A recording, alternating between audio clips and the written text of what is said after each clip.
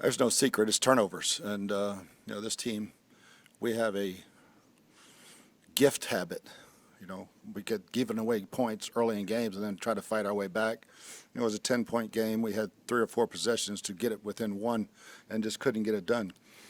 Really good football team we're playing. And when you make those kind of mistakes, you're not going to win against a really good team. But it's been a habit. And it's one that we have to break. No matter whose fault it is, it's been a habit of a gift early in the first quarter, and then playing hard from there on out. I think as a team, it's frustrating as a coach because I see us practicing and preparing extremely hard. I mean, guys are staying extra hours to prepare, but then it's not showing up on Sunday. And for me as a coach, it's my job to figure out why, and that's kind of where we're at right now.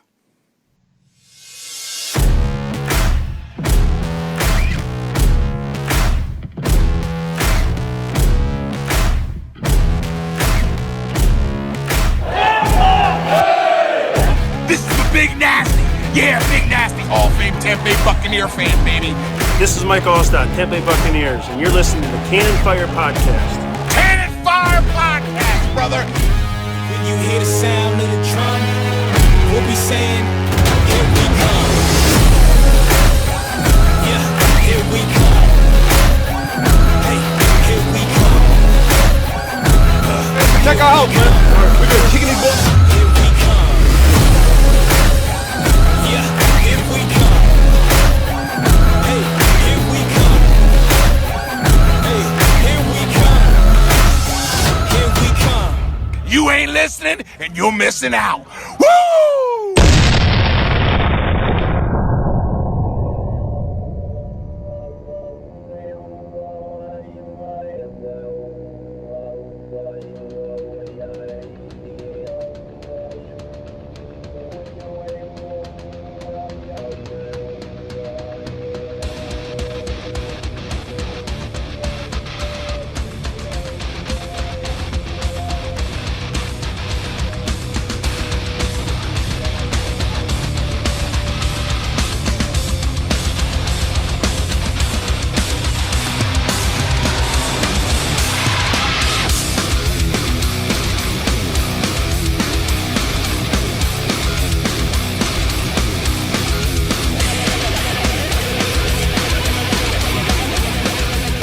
Welcome back, ladies and gentlemen, to a brand new edition of the Cannon Fire Podcast.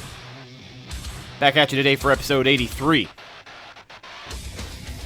Buccaneers were back in Tampa Bay for the second week in a row, looking to make something of the 2-week homestand that they had after a victory against the Cardinals last week, and as fate would have it, that's not the way things went. Buccaneers lose 34-17 in embarrassing fashion against the New Orleans Saints, and they move their season record to 3-7. We're going to talk about everything that you need to know from the game here today on the show. These are the games that just make it hard to do stuff like this, but we're going to power through it, and we're going to do it for you. Because at the end of the day, as disappointed as we are, you, me, everyone listening, we all love this football team. And it sucks to suck.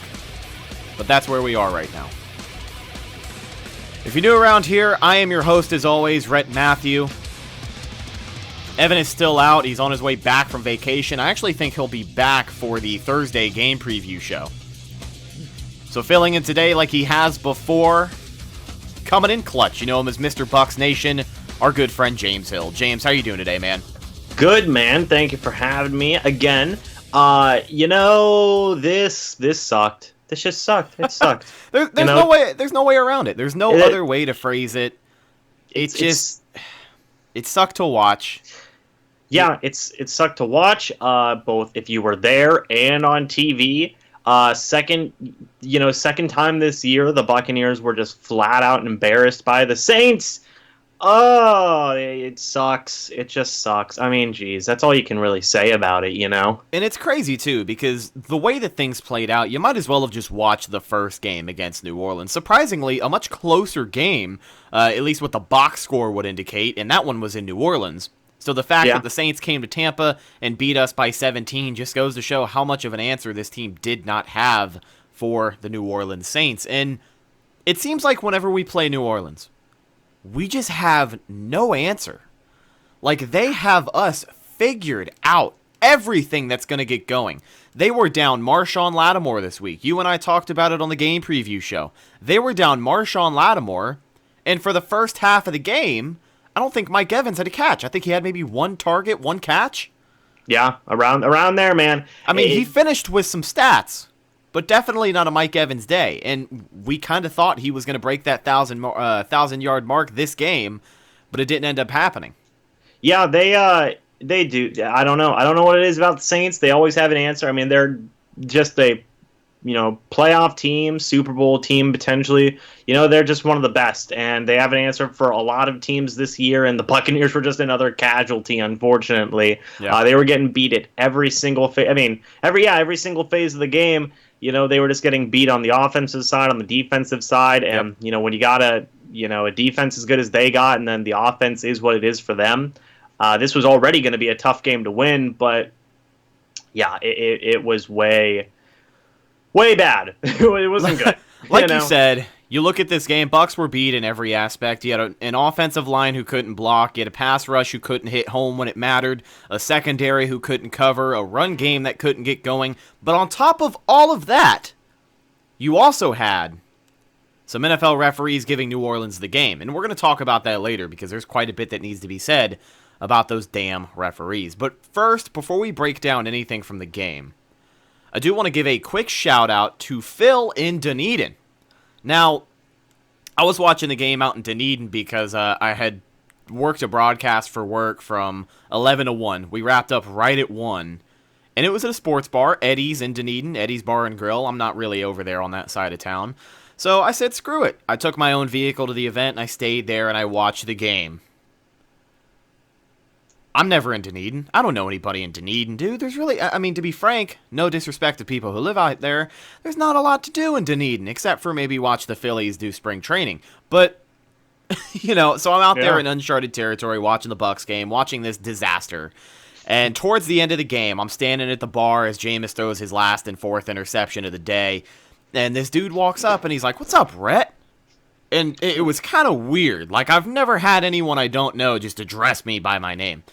Yeah. And, it probably helped that I had my Cannon Fire shirt on, but he came up, he introduced himself, his name was Phil, he was a big fan of the show, and he loved listening to us. He actually watches us on YouTube and doesn't listen to us. But big shout out to Phil. So it was cool talking to him, getting to meet him, and yeah, man, he's just another passionate Bucs fan. We kind of talked about the offseason a little bit, and I had some Cannon Fire shirts on hand. I was able to hook him up with a shirt and a sticker as well. But big shout out to Phil over in Dunedin, and anybody listening in Dunedin. No disrespect, but it is kind of a boring town. Wait, I'm confused. Wait, did you say that Phil watches you on YouTube but doesn't listen, or he does listen? Well, no. He doesn't listen on our podcast sources. He just he watches the videos on YouTube, which is cool. I think it's the best way to experience the show with the video. I honest to God thought you meant like he'll turn on the YouTube show and then just hit the mute button and then just sit there just watch me. I was like, what? I was like, that's Phil's so weird. Phil's one of those guys. He's a little weird, but no. That's those Dunedin people, that's dude. That's awesome. Shout out to you, Phil. That's awesome, man. Yeah, shout out to Phil, and thanks for the support, brother. We really do appreciate it. And go Bucs. Yeah, go Bucs, man. That's awesome. So enough putting off this game. Let's talk about it, James. Yeah, oh my God. There's a lot to unpack here. There really is. And we're going to open things up with what we do after every game. And it's a quick little stats recap. We'll go through some stat lines that really jumped out and made me notice during the game on Sunday, and we'll break those down.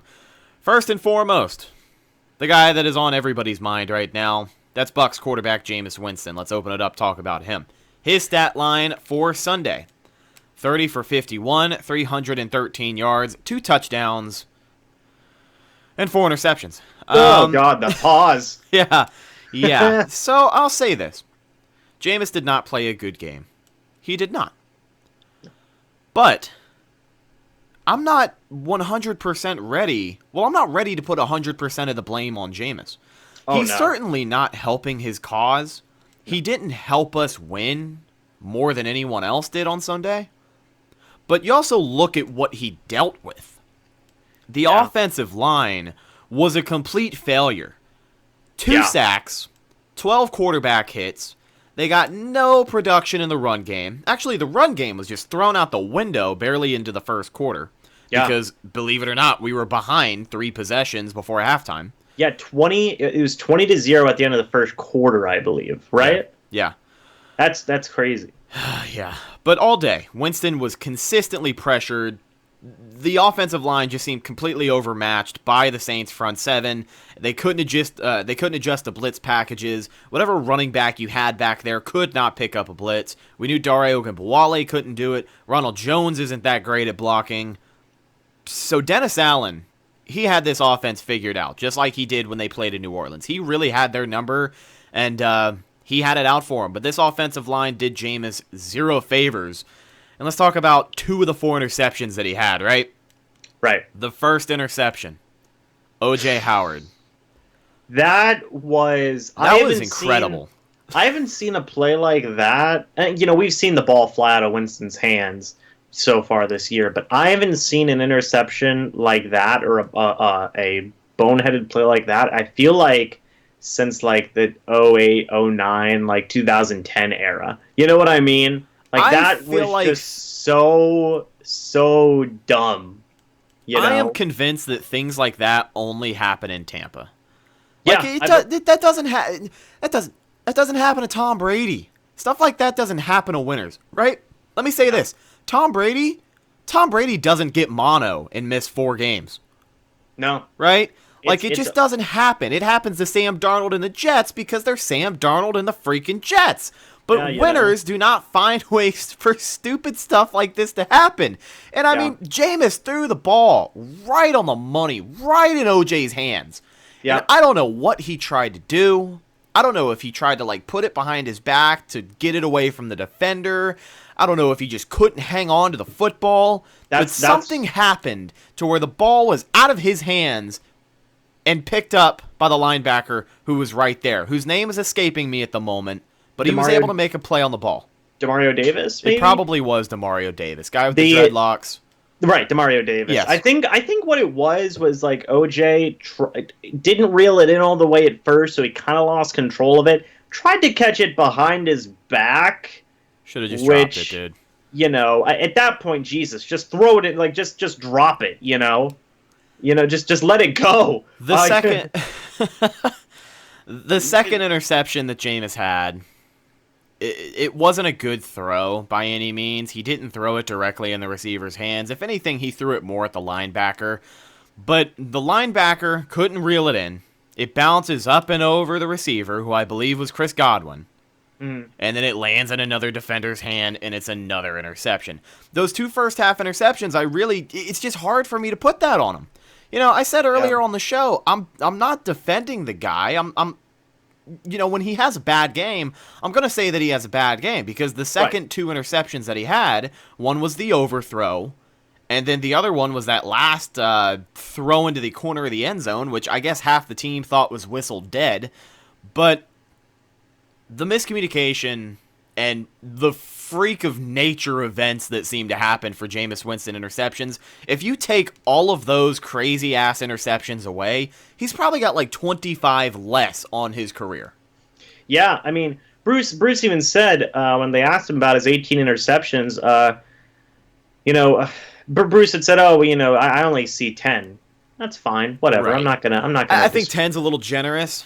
Me and Evan talked about it. I think 13 or 12 is a more realistic number. Yeah, and I'm not going to dispute everything. I'm not going to dispute that. There were some interceptions this year and even in this game that were Jameis Winston's fault. The O.J. Howard thing, Jesus, that was all on O.J. The Chris Godwin one, I'm not sure. That looked like it hit Kiko Alonso right in his chest. Yeah. That could be a lot of factors. It could be a poor route by the wide receiver. I don't know. I don't know what the play calling is. I don't know what that play was. I don't know what route the wide receiver was supposed to run.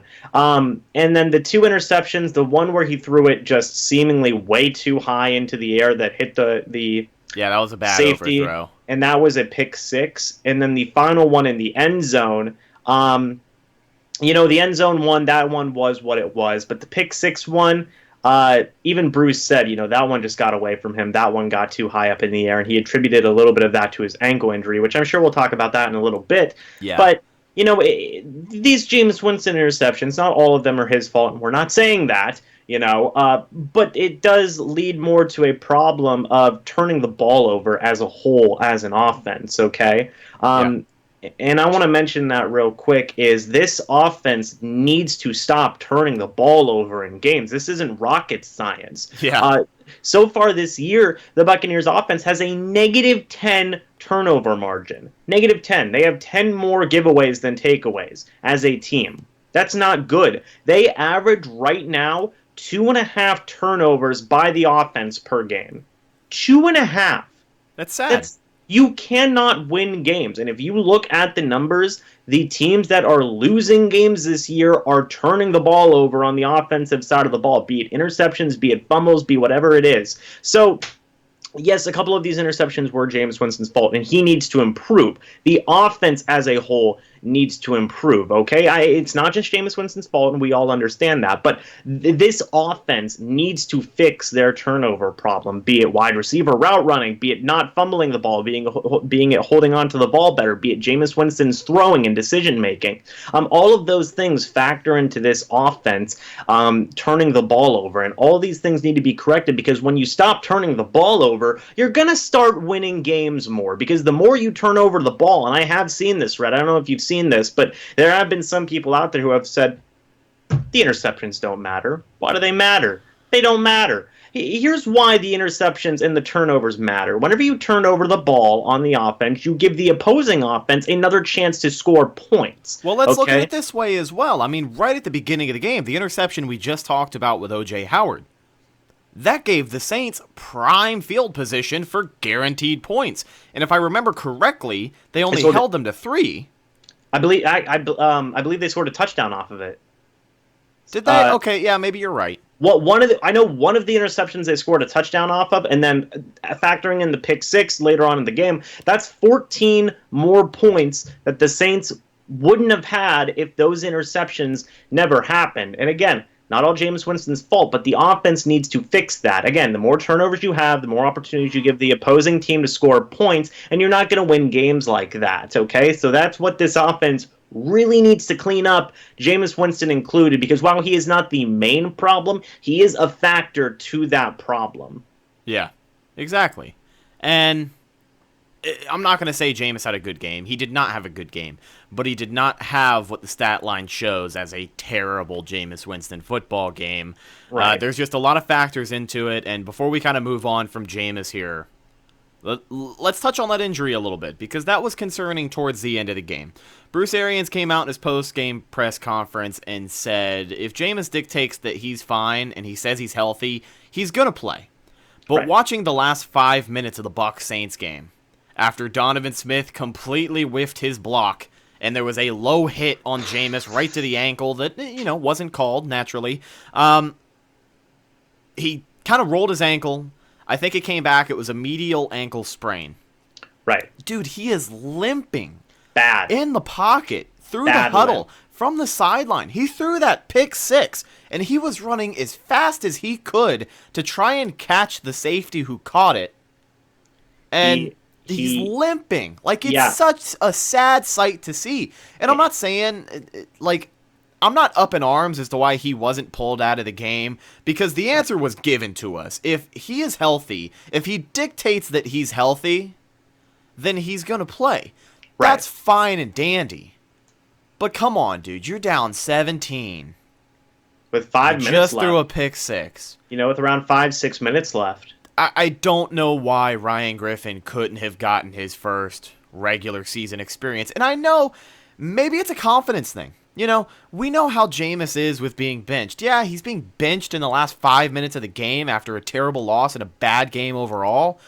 But give the guy some rest. Don't let him back out there to get hit again, potentially another ankle hit, because then you're dealing with a potential season-ending injury. This offensive line let Jameis down in such a huge way. He threw the ball 51 times. Bruce has said before, you're not going to win any game throwing the ball 51 times. And I understand why you had to abandon the run game. You were down 20-0 by the end of the first quarter. You're going to pass the ball a lot. Yeah. But the fact that the offensive line, especially the tackles positions, Donovan Smith, DeMar Dodson, they let Jameis Winston down in such a huge way, and even the offensive line as a whole, even the interior of the offensive line, which a lot of Bucs fans, and myself included, has thought it's been a strength to the offensive line. Even they struggled in this game. Right. But specifically the tackles, I want to mention here is they got Jameis hurt by their play. They got Jameis Winston hurt. And I understand he's throwing the ball 51 times. Mistakes are going to happen with those tackles. But, you can't let your quarterback get hurt, and they did that in this game. Bruce really should have overruled Jameis. I understand that Jameis Winston, he is a tough guy. Bruce even said he's too tough for his own good at some points.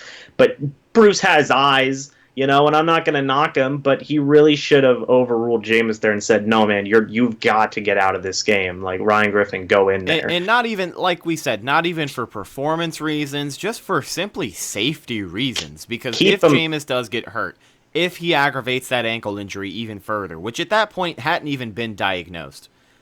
Right. You didn't know what was wrong with him. Right. He suffers a season-ending injury, and then what? And then this season is even more of a wash than it is right now. Bruce is kind of stuck with his thumb up his ass because he was brought here for Jameis to be his guy. And for his own arrogance to go out there and get him seriously hurt, which didn't happen, thank God. Yeah. But we talk about potential, and we just talk about, questioning some of the decisions this staff has made. I'm not major on questioning Bruce Arians and the staff, because it is a great staff. It is. It's a big freaking staff, like 29 coaches or something or other. I'm not big on questioning Bruce Arians, but there are some things, especially this week, that we do have to bring into question and discuss, which, to be fair, he has given us an answer for.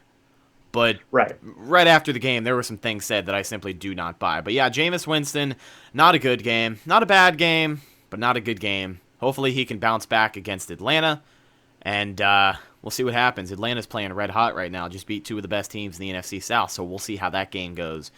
Yeah. But for now, let's focus on something else this Bucs team didn't do very well, and it's something you had mentioned. They really gave up on the run game, right? Yeah. Continuing with our stats recap, a big stat that jumps out to me is Ronald Jones, a guy who has really shaped himself and proven that he can be our starting running back. You gave him the carries against Seattle. He had a good game. He showed some flashes against Arizona. Didn't get nearly as many carries, but he's shown that when you feed him the ball, he can do things. He got 106 yards from scrimmage last week against Arizona because he's valuable as a receiving back. He didn't get an opportunity to do very much this week at all. His stat line on the ground, 4 carries for 13 yards. Why can't we just commit to the run game? I mean, Bruce said that they abandoned the run early due to playing from behind, and I get it. You're going to throw the ball. You want to catch up. But I think they bailed on it way too early. It seemed like halfway through the first quarter, they were done, right? Yeah, I mean, exactly. 4 carries, that's abysmal. That is absolutely abysmal. I believe that's the lowest in franchise history for their carries as a team. Like what you just said, yes, they were down 20-0. Don't forget, though, Dare Ogunbowale got 2 carries. You know how many yards he picked up off of those? Like -2 or something? 0, but it's all the same.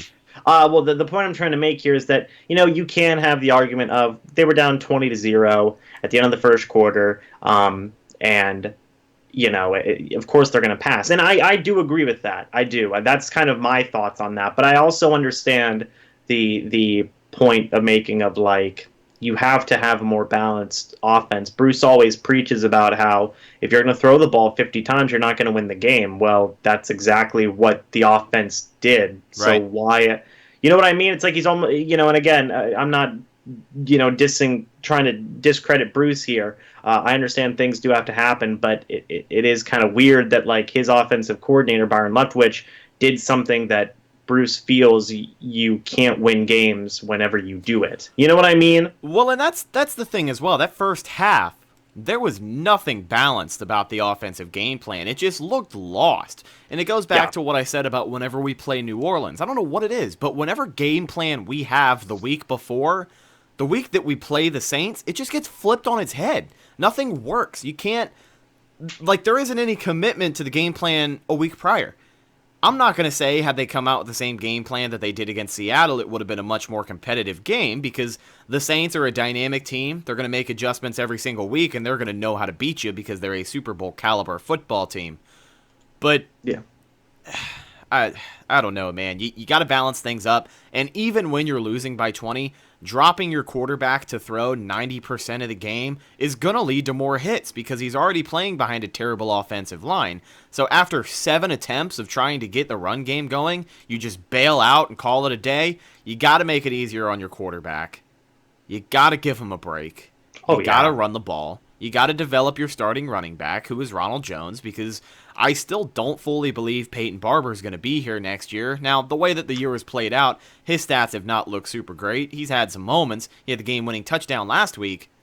But I don't know. I still expect him to hit the market in free agency, and I expect him to get picked up by another team looking for a solid running back that he can be when he gets the carries. But that's the problem with the run game, is that there is none because there's no carries to be given.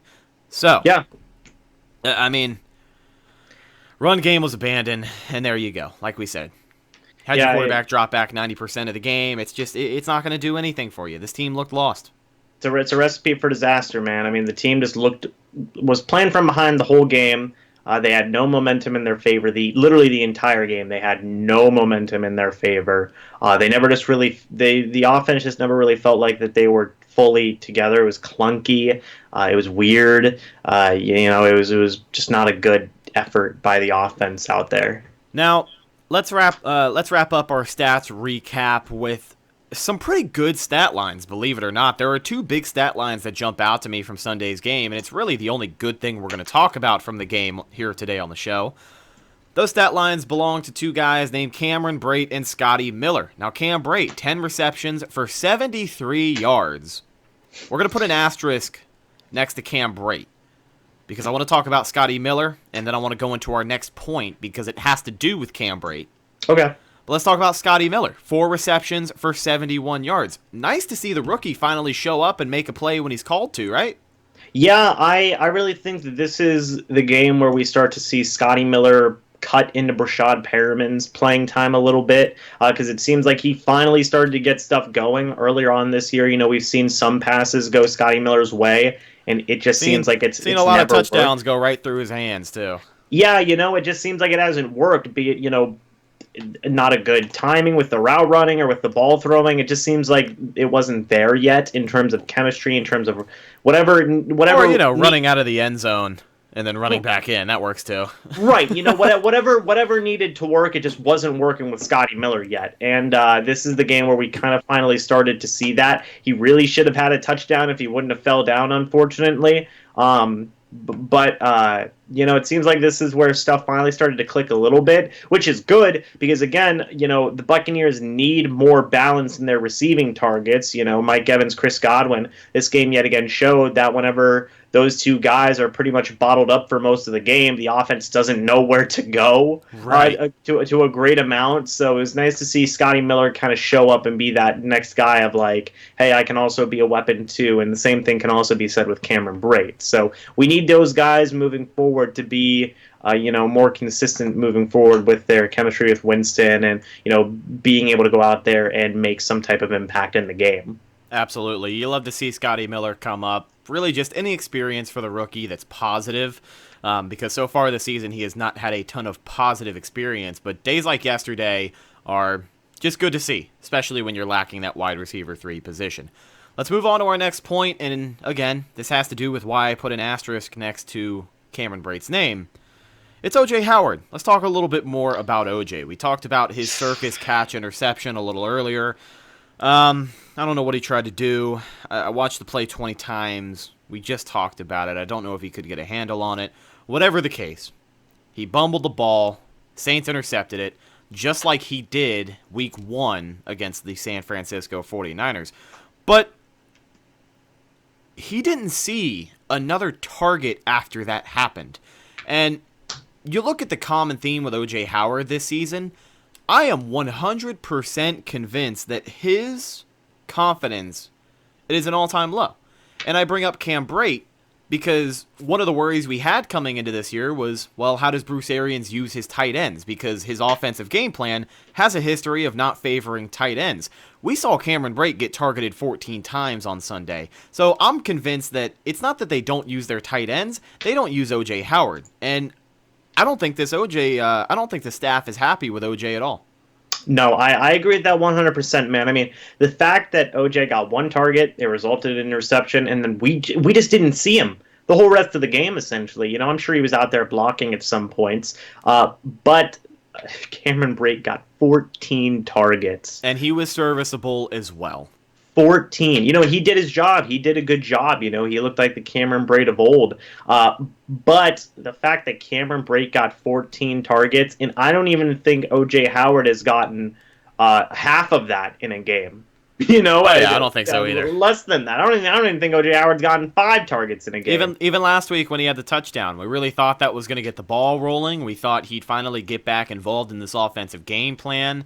But no, I mean, he didn't even get that many targets last week. So no, so it's just last week he really came into his own and he really looked like, okay, it wasn't the best game, but he did catch a touchdown that'll help you out, and then all of that just dive bombed into the ground this week. You know, yeah. I don't know what's going to happen with O.J. Howard after this year, because it seems like every time he takes a little bit of a step forward, he takes an even bigger step back, and I think it's a combination of his confidence, like what you mentioned, and not just the confidence in himself, but the coaching staff's confidence in him.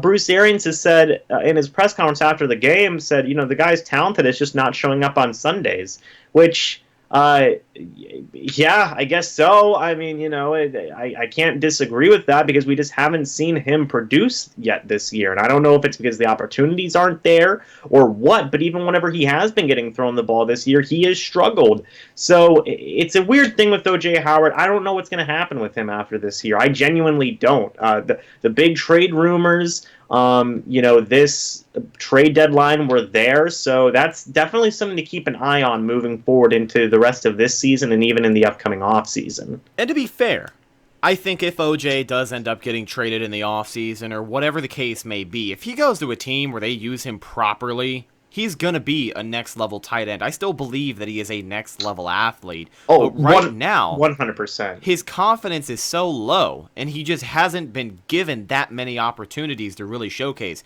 You give O.J. Howard 14 targets in a game, he's going to catch 12 of them, and he's going to have a 100-plus yard game. I solely believe that. 100%, I believe that.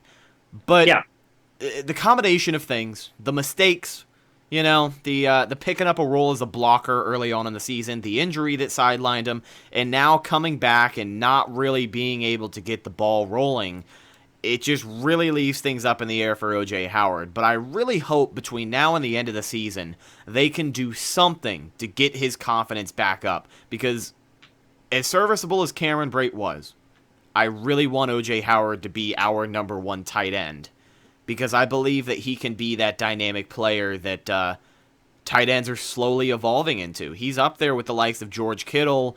You know, I don't want to say Rob Gronkowski because he was a different breed, but let's say Ryan Griffin in New York, right? Like these tight ends that have emerged as a little bit more game changers. I think he has that ability, and I think he can be better than both of those guys I just mentioned. But yeah, you got to have the confidence, and you got to have a way to use him properly. And so far, they have not done that. And he hasn't really given us a reason to believe he can do those things, but I think he can. And I hope something changes. I genuinely believe O.J. Howard still has the potential to be the best tight end in the NFL post-Rob Gronkowski. I believe that. Yeah. It's just a matter, because he has the raw ability. You know, even going way back to when he was drafted, Jason Light was still like, oh my God, how did we get him?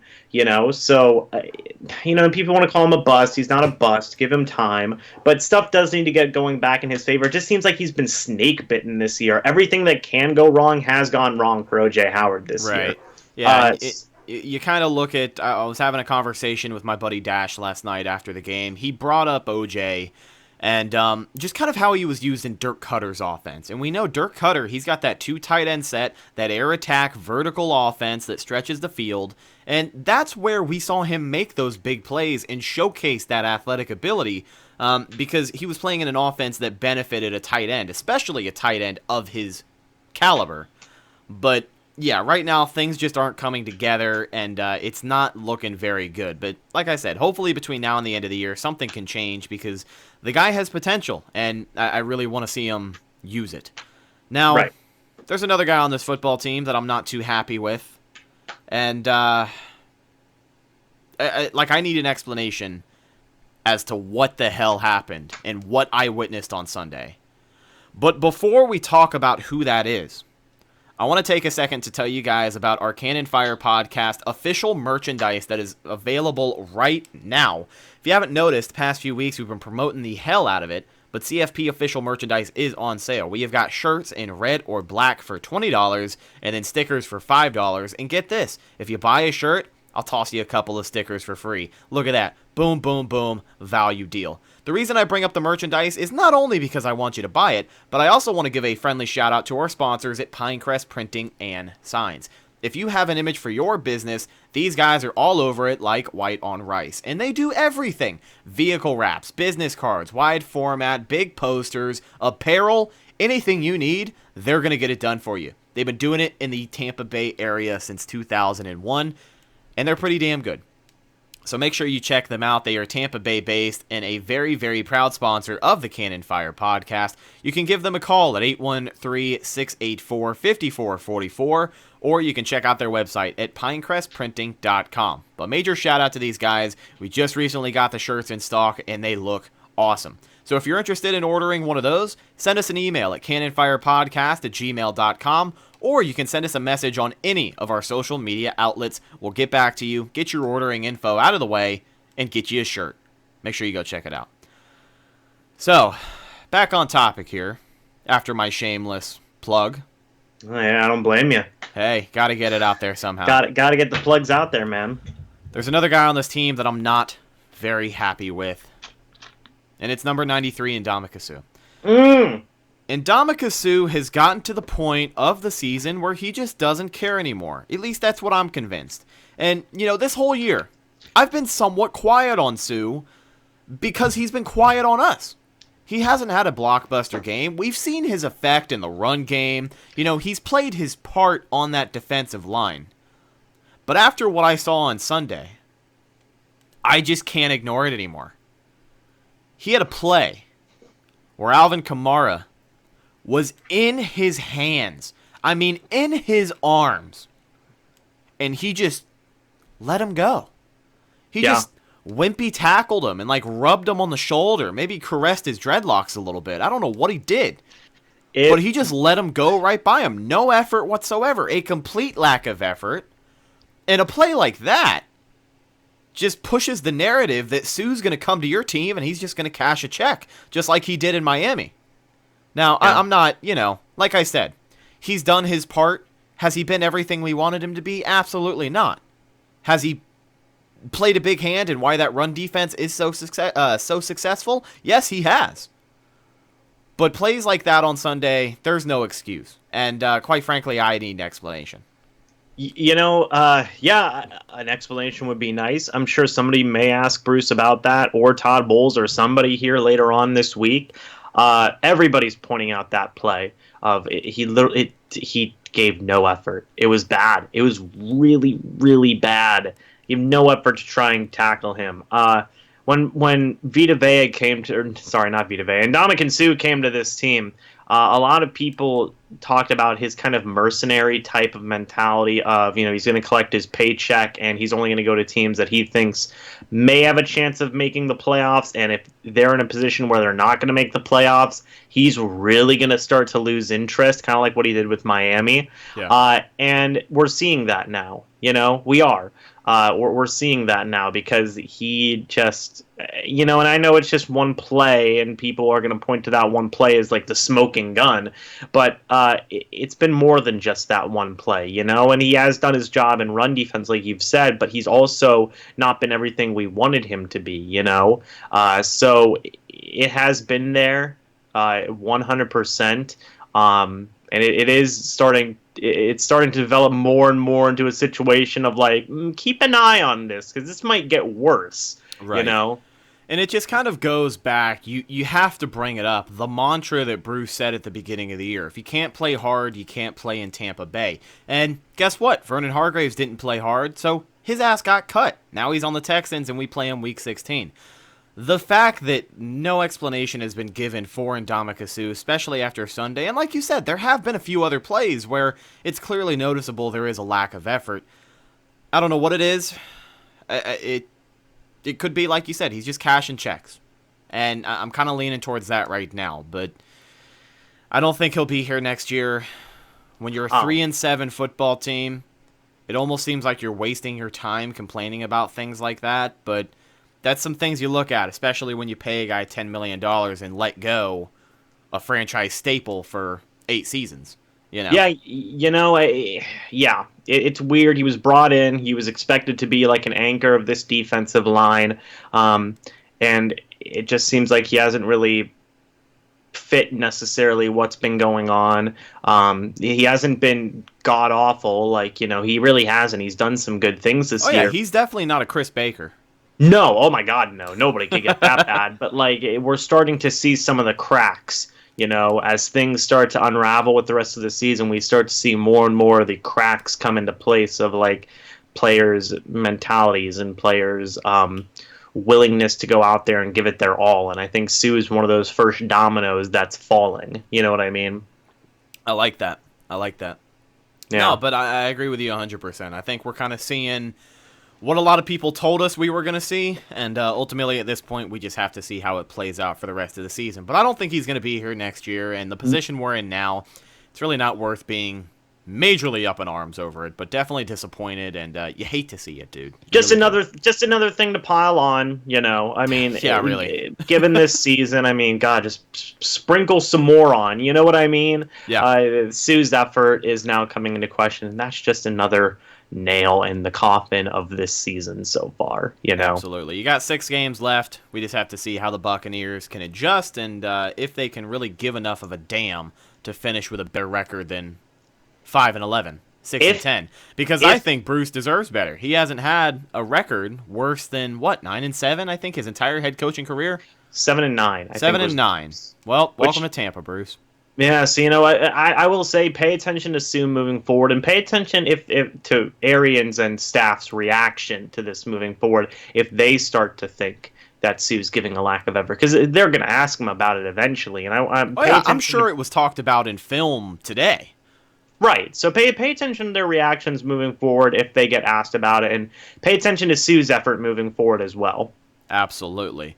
Now, let's move forward here, and let's kind of stay on the topic of Bruce Arians and the coaching staff, because they had another questionable move on Sunday that has a lot of people scratching their heads. Again, we did get an explanation for it, but I just do not completely buy it. And it has to do with that young secondary.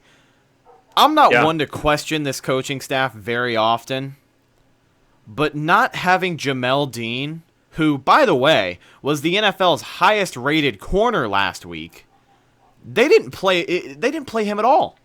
Yeah, they did not. The reason that we got, they wanted to change up the defense from man to zone after last time against the Saints because we came out in man coverage last time and they torched us, so they said, all right, let's play it conservative, let's play in zone defense. And the reason that we were given that Jamel Dean didn't play any snaps on defense is because he's not good in zone.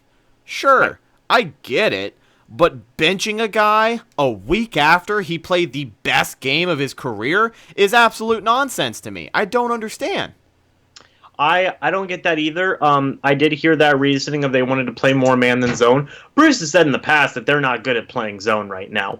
So I don't know why they would want to make that switch.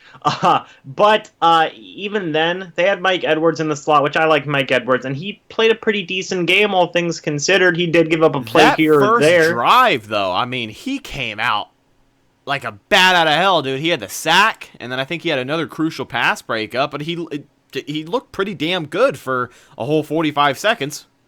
Yeah, and aside from, and he still played a good, pretty good rest of the game. Right. But like you said, Jamel Dean, top cornerback last week and pretty much the entire NFL. Your outside cornerbacks were Sean Murphy-Bunting and Carlton Davis. I thought the plan going forward was going to be having Sean Murphy-Bunting in the slot and have Jamel Dean and Carlton Davis as your outside cornerbacks, and I think that might have worked better yesterday than what the Buccaneers put out there. Bruce Arians even said in his press conference today, he goes, I want Jamel Dean on the field. What? What? I think this is a clear mistake by this coaching staff. I don't think there's any other way to label it. I think it's a mistake. I think they went into it with the intentions of, like we said, we're mixing up the defense. We want to play to the strengths of our players, and Jamel Dean doesn't play very good in zone coverage, but he's not going to learn to play good in zone coverage unless he's playing bad in zone coverage. You know what I'm saying? Right. They were willing to put him out there a couple weeks ago and let him have a trial by fire, so why not do it again? Exactly. And the big thing I want to mention, too, is, we it's not just Bruce. I know a lot of people like to point to Bruce and say, hey, what are you doing? But Bruce puts a lot of faith in his assistants. He does. He has said that since the day he got here. He puts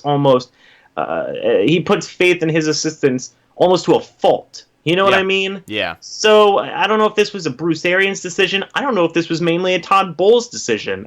Could have been a secondary coach's decision. Who knows? It was probably a conglomeration of all of that. But, the coaching staff as a whole needs to get back together and say, what are we doing? We got to figure this out, man. Right. It was weird. It was another weird decision that they made. And yeah, it just was weird. Again, I don't like questioning the coaching staff that much because it's an insanely accomplished coaching staff. And I know people like to poke fun at that whenever they make these weird decisions. We're not football coaches, we're not football experts. You know what I mean? At the end, we're all fans. We don't get paid to make these decisions for a reason. Right. But I will say, even at surface value, at surface value, that was a weird decision to make. Absolutely. Now, let's just say this before we move on to our final point, and I'm sure everyone knows what it is. But I'm not one to question this coaching staff, and I still believe that they have a plan moving forward. I still believe that the plan is still coming to fruition. It took about a year to get these growing pains out of the way. That's what plagued the first half of the season, was growing pains, some adjustments, a terrible first half of the schedule. You and I talked about it on the phone last night. I believe that this staff has a plan. I believe that they have good intentions. I believe right now they're finding out who they want on their team for next year, and they're going to put it together. I believe the Buccaneers will compete in some capacity next year. No, I don't think they're going to be competing for first place in the NFC South. Maybe a wild card position, but I think we're going to see some improvement. It starts with growing pains, and it starts with awkward moments like this, but I truly believe that things are going to turn around, and the staff has a plan. Right now, they're making mistakes. Right now, they're going through that bumbling process of finding out who's good at what, but I still think they're going to find their guys. I think Bruce is going to stick around another year. I think he's going to convince his guys to stick around another year. I think players are going to buy in to what they're bringing to the table, because one season, Bruce Arians' first season, is not enough to convince me that he's not a good head coach hire. And I think, depending on how the offseason goes, because it's going to be a busy one, I think good days are coming. And it starts with not only bringing Jameis back, which, whether people like it or not, he's probably going to get franchise tagged. And then that's another question that people bring up. Well, is he going to want to come back? If Bruce is here, I will 85% sure that Jameis will be back. Because he knows that Jameis is his guy. And Jameis knows that as well. Yeah, you know? I agree with that. They bring him back on a franchise tag, let's say $24 million just to be safe. If he doesn't want to come back and hits the free agency market, is he going to get paid on another team? Think about it. That's a pretty risky thing for him to take, you know. Right, especially after this season. Yes, Bruce says half of those interceptions aren't his fault, but other teams aren't looking at that. They're looking at that stat line. And right now, Jameis has 18 interceptions and 19 touchdowns. He's really not helping his case. He's on pace to finish with like 26 interceptions, which I think the last person to throw that many interceptions in 1 year was Eli Manning. Yeah, around there, yeah. But basically, the sum of what I'm trying to say on this little rant here, I believe the coaching staff has a plan, and regardless of how these last games turn out, they're going to want to win all of them. But yeah, I don't know. It's kind of a little side note, but I'm not jumping ship. I'm not ready to give up on Bruce yet. I believe these guys have a plan, and it's just taking a little bit of time. But by next season, I think they're going to be seeing what they want to see on the football field. and I will say there have been people who have been nitpicking Bruce Arians and his coaching staff this year, and that's fine. You guys do whatever you want. I'm not going to hate you for it. But I will say that, there have been a lot of people who have said to me this year that, this is an evaluation year for Bruce Arians. And I did want to say that, I of course said they were going to go 10-6. I'm an idiot. I said 8-8, so no worries. I'm an idiot, but the thing I'm trying to say here is that I'm starting to believe more and more that like this is an evaluation year for Bruce Arians. I think those people were right to a certain degree, because think about how young this team is on everywhere, everywhere on both sides of the football. They're so young. A lot of them are rookies or second year players in a lot of positions, and a lot of them is like their first or second year with the team. So I think that given time to cultivate and build this roster, Bruce Arians is going to have a lot more money than he did last year to go out there and get the guys that he wants to get. So that should help out a lot. And in the case of Jameis Winston, he is probably going to get franchise tagged. He doesn't have to sign that franchise tag, which again, I mean, you talked about that. That would be crazy if he just was like, nah, I don't want to sign it. That would blow my mind. It'd be like, what? What are you doing? But nah, I don't really feel like it. Yeah, it's just like, nah, I'm good. I don't want to sign it. It's like, what? This was the plan all along. But I know people want to poke holes at everything and poke holes at the organization from top to bottom, but I really still like the hiring of Bruce Arians, and I think it is going to work eventually, and I like the guys that Bruce Arians has, and I think that this team has some pieces moving forward that can work for the next 2-3 years, something along those lines. So, this year has really sucked, and it's been very frustrating. We all know that, from content creators all the way, to fans, to media members, to players on the team, to the coaching staff, to the owners, everybody. Everybody knows it sucks, okay? But, just give it time. Just ride out this season. I know we say that every year, but I do think that this will work eventually, and I agree with a lot of your takes that you say there. Absolutely, man. We'll see what happens. A lot of football left to be played this year, but it's going to suck when the season is over regardless of how things finish. And a lot of people already looking towards April. But right now, we're talking about the rest of this season. One more point from Sunday's game to go over, and then we're going to get out of here because I don't want to talk about the Bucs for 3 more days. These goddamn refs. Okay? One of the most egregious penalty calls this year was flagging Mike Evans on 4th and 1 for offensive pass interference in the 4th quarter. Evans caught a 6-yard pass. He was flagged for offensive pass interference when he did a swim move on cornerback P.J. Williams. 1 yard off the line of scrimmage. Basically off of the line of scrimmage. And if you know how pass interference rules work between a wide receiver and a cornerback, you got a 5-yard buffer zone. At least that's the way that I was taught for, 15 years. Let's go over this. Perfectly legal move, right? Right? Yeah. Ruled offensive pass interference. Head coach Bruce Arians dangles that little red challenge flag, and they might as well have stepped on it. Yeah, it was weird. It was less than a yard, basically, in my opinion. I think it was less than a yard of contact that Mike Evans had, and laughable. It's laughable. Did And you I know- also see the picture from that same exact play where PJ Williams was a full foot offsides, Yeah. right in front of the line judge? It's laughable, and I know it's like, oh, that's an excuse, and it's like, yeah, it's not the only reason why the Buccaneers lost this game, but man, does it suck to see it. And considering how often Bruce Arians tries to hold these referees accountable, like, Jesus, you think they'd get the point? There needs to be firings. There needs to be something happening because it's not just in Tampa; it's everywhere. You saw it in the Houston game with Yeah. DeAndre Hopkins. And Yeah. whoever defender was playing against him, I mean, he tackled the guy. They challenged it and upheld the ruling that there was no pass interference. During the Sunday's game, right? You had PJ Williams offsides. You had Mike Evans get called for offensive pass interference. You had a very, very, very favorable first down ball spot for Drew Brees, which gave the Saints a critical first down, which was not a first down. Yeah. You had No. multiple delay of game penalties that were just straight up missed. We Yeah. talked about it earlier. You had a hit to the ankle, a hit below the waist, a low hit to a quarterback, which is against the rules, on Jameis Winston, which was not called. But let's face it, it's Jameis Winston and the Tampa Bay Buccaneers. You're never going to get those calls.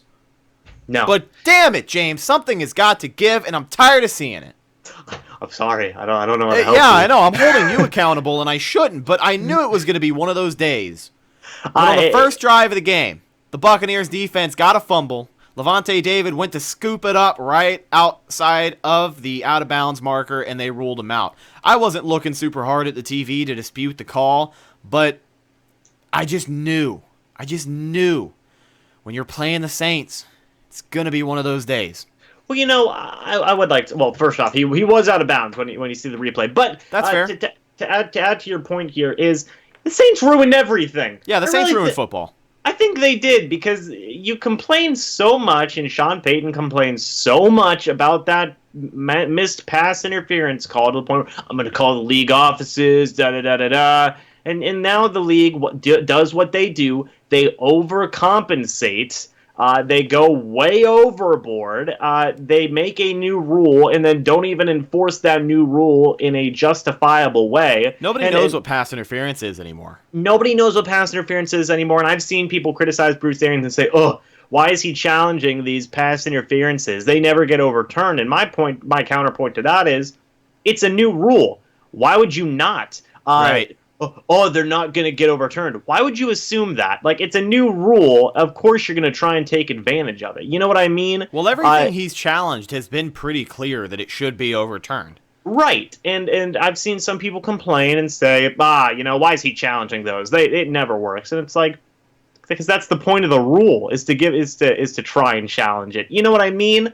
So I think Bruce, and it's not an ego thing, Bruce genuinely believes that, like, hey, overturn this. The refs are like, no. And it's like, okay, the refs suck, so the refs aren't good. And they're not good. They're ruining football this year. It's been abysmal. I've seen so many weeks in a row people say these games are almost unwatchable because of the referees and their bad calls and their no calls and their calls for no reason.